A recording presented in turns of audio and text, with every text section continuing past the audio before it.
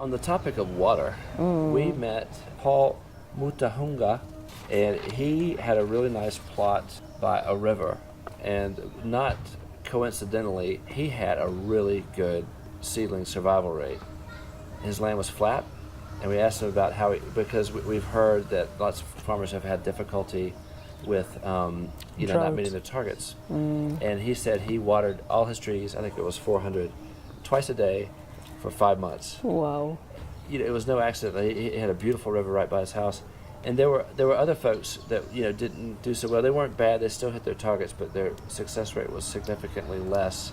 The people that stay near the river would outperform the expected targets.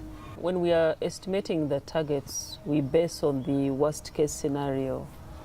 So when we expect that only 70% will survive, and the growth rates, how the diameter will be at, especially the diameter, how the diameter will be at age 5, it's normally the poor performing farmers the ones near the river would double. The average for each farmer is expected to be met because the target that was taken was for the poorest of the performer. But when you pull it together, the project together, they normally outperform the targets when you do. And that is the beauty of the multiple land holdings. You diversify. Even when there is a fire, it would catch one farm.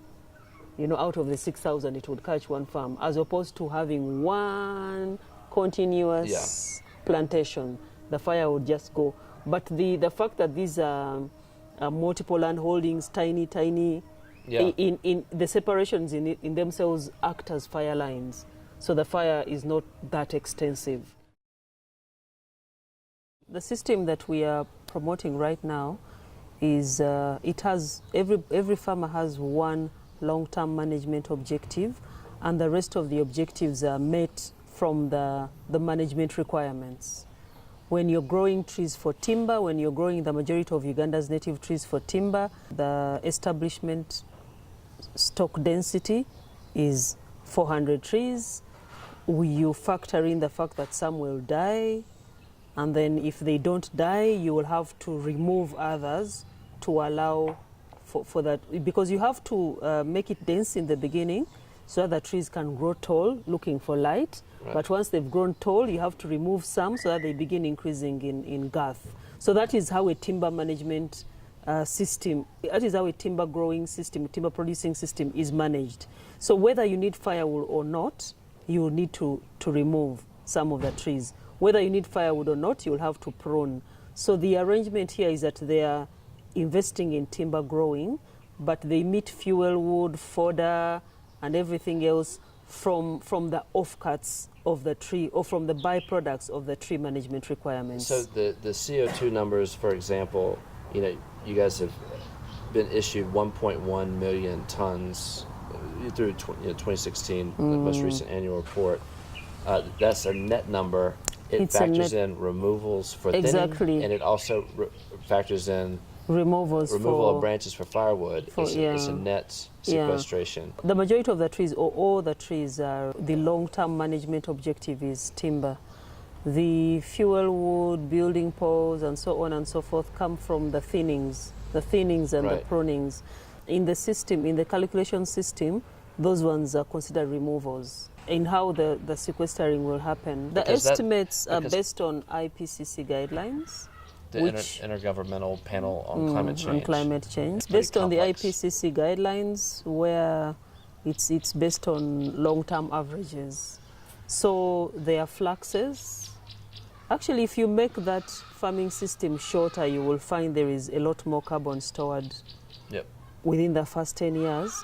But because you do the fluxes, so you end up using the long-term annual average. Okay. Is the long-term average over the rotation period of the farming system. And yes, all these removals, first it is even the estimates are conservative. We, for example, only consider above ground biomass. Right. So we no don't roots. consider the roots. or the soil carbon, the soil carbon and what have you. We don't consider all that. It's just the above ground biomass. And yes, we consider all those removals, so we keep deducting when we put into the model all the removals that are expected from mortality, from pruning, from thinning. The harvest is harvested and kept as timber, yes. One of the farmers we interviewed the past few days, we asked all the farmers, like, you know, how would they, what's their feedback for the program, how could Ecotrust improve it? One farmer said, you know, they should let us plant different types of trees. I know you require a certain range of... They do want to grow exotics. They do want to grow eucalyptus and pine because they are the most promoted trees. There is a very good understanding of how pine grows. There is a very good understanding of how eucalyptus grows. And there's a lot of support in the country for those types of trees. They will be able to access seedlings and everything else. We specifically arranged this program for native trees because carbon finance is supposed to facilitate an investment that would never have happened in the absence of carbon finance. Right. So quite clearly the native trees are not grown. That is one of the objectives, one of the reasons we do native trees. Secondly, our program tries to provide environmental services. So we would like every dollar to contribute to carbon sequestration, to biodiversity conservation, to agricultural productivity. When you use exotics, especially eucalypts and pines, they cause the farms not to be suitable anymore for other biodiversity. They cause the farms not to be suitable anymore for food production. So because of that interaction between the eucalypts and the pines, we do not use this particular financing mechanism to promote it. And one of the objectives of the project is landscape restoration. Right. So we would like the landscape to be restocked with as close to possible as the original vegetation. So it is strictly for that. They prefer, and these farmers, there is no program in Uganda that has had continuous investment in the growing of Uganda's native trees for 15 years as we have, covering more than 6,000 hectares, not even the National Forest Authority. The National Forest Authority has conserved the standing forests, but they've not done any plantations or any woodlots or any mixed native woodlots of indigenous trees.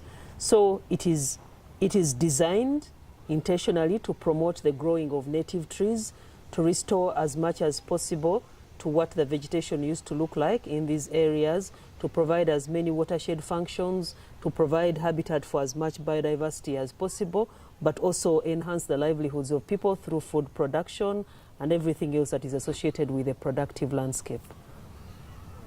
That was wonderful. The number one objective that we have as an organization is to make the growing of native trees a worthwhile livelihood strategy. We try to make it outcompete. We bundle the carbon payments with many other things. We provide the extension services, we provide some access to markets, we support the production of honey within the trees. The communities that we work with, we raise their visibility towards other development partners to be able to outcompete the pines and eucalyptus. So I cannot say that we are already there, that it's already more lucrative than the growing of the other trees, but our investments are towards making the farmers prefer the growing of native trees as their land use of choice. Have you lost any farmers who have decided to exit the program as a result of, I want to grow pine and eucalyptus instead? Is that, I mean, sure, out of 6,000 farmers, you might have, you know, a handful, but is it a structural, you know, issue of any sort or scale? We've lost farmers as a result of floods. There is a time we had one of the rivers in the Rwenzoris burst over the seams and bringing down rocks and boulders and everything else. We met, and quite a few farms were turned into river. Yep. So we lost farms. We have lost just a few farmers over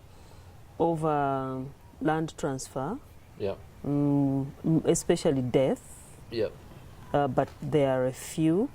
We've had situations where you find the farmer reducing the size of the land he had earlier on dedicated to tree planting, converting it to tree planting, especially in that escarpment area, the Bunyaruguru, the Lubirizi area, because of the tea industry.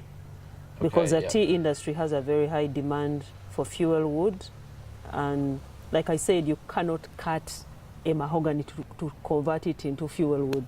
Yeah. So you can't waste such a tree for fuel wood. So they changed their minds. Maybe they had planned to do 2 hectares, then they reduce it to 1 or 1.5 because they've put the other half of a hectare to generating to growing eucalyptus to meet the demand from the tea